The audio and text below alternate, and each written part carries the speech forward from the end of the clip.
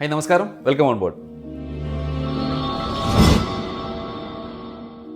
അടുത്തതായി എന്താണ് ചെയ്യേണ്ടത് എന്നുള്ള അറിവാണ് ജ്ഞാനം അഥവാ വിസ്ഡം. അതെങ്ങനെ ചെയ്യണം എന്നുള്ള അറിവാണ് നൈപുണ്യം അഥവാ സ്കിൽ. അത് ചെയ്യുന്നതാണ് സദ്ഗുണം അഥവാ വിർച്യു. നമ്മുടെ സന്തോഷകരമായ, ആരോഗ്യകരമായ, സംതൃപ്തമായ ജീവിതത്തിന് വേണ്ടി എന്താണ് ചെയ്യേണ്ടത് എന്ന് നമ്മളിൽ ഭൂരിപക്ഷം പേർക്കും അറിയാം. പക്ഷേ നമ്മൾക്കറിയാവുന്നത് നമ്മൾ ചെയ്യില്ല എന്നുള്ളതാണ് നമ്മുടെ പ്രശ്നം.